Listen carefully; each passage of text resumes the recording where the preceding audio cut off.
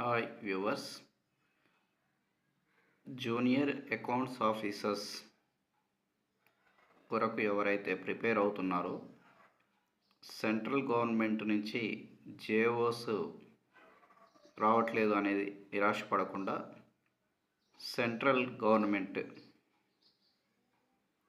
Combined graduate level exam degree base తోటి staff selection commission వారు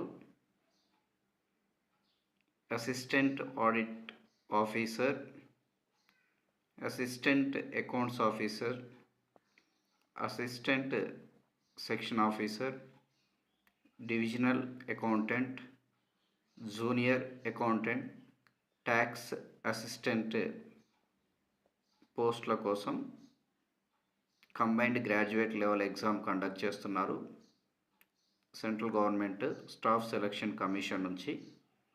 మరి దీన్ని కనుక తీసుకున్నట్లయితే మీరు రిక్రూట్ ప్రాసెస్ అనేది 3 or 4 స్టెప్స్లో ఉంటుంది. దాన్ని టైర్ 1, టైర్ 2, టైర్ 3 అలా ఉంటుంది. టైర్ 1 ఆన్లైన్ ఎగ్జామ్ ఉంటుంది. టైర్ 2 కూడా ఆన్లైన్లోనే ఎగ్జామ్ ఉంటుంది. టైర్ 3 అనేది డిస్క్రిప్టివ్ ఎగ్జామ్ ఉంటుంది. మరి టైర్ 4లో computer proficiency test, eligibility test మాత్రమే ఉంటుంది.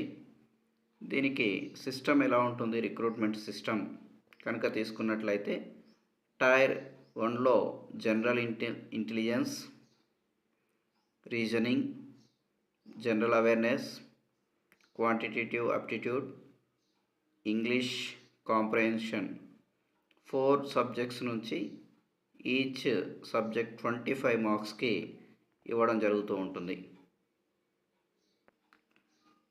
టైర్ 2లో మాత్రం 4 పేపర్స్ ఉంటాయి. 1 and 2 అనేది ఏ పోస్ట్కి అప్లై చేసినా అందరూ కామన్గా రాయాలి. పేపర్ 3 అనేది స్టాటిస్టికల్ ఆఫీసర్ సెలెక్ట్ చేసుకుంటే కండక్ట్ చేస్తారు. పేపర్ 4 అనేది అకౌంట్స్ ఆఫీసర్, ఆడిట్ ఆఫీసర్స్ కొరకు కండక్ట్ చేయడం జరుగుతుంది. మరి ఈ విధంగా 4 పేపర్స్ ఉంటాయి. మరి పేపర్ 1 and 2లో quantitative ability, English language and comprehension ఉంటుంది.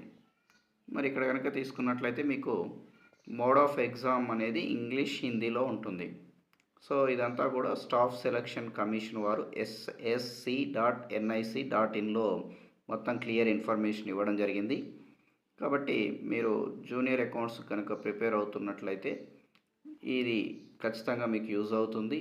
డెఫినెట్గా జాబ్ వచ్చే అవకాశం ఉంది. కాకపోతే ఇంగ్లీష్లో ఎగ్జామ్ ఉంటుంది. క్వాంటిటేటివ్ అప్టిట్యూడ్ మీద కాన్సన్ట్రేట్ చేయాలి, ప్లస్ ఇంగ్లీష్ మీద ఎక్కువ కాన్సన్ట్రేట్ చేయాలి.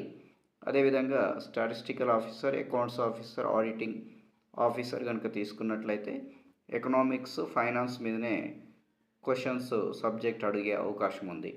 కాబట్టి మీకు ఖచ్చితంగా ఈ నోటిఫికేషన్ ఉపయోగపడుతుంది. దీన్ని చూసి జాగ్రత్తగా ప్రిపేర్ అయ్యి అప్పేర్ అయితే సక్సెస్ అయ్యే అవకాశం ఉంటుంది. All the best.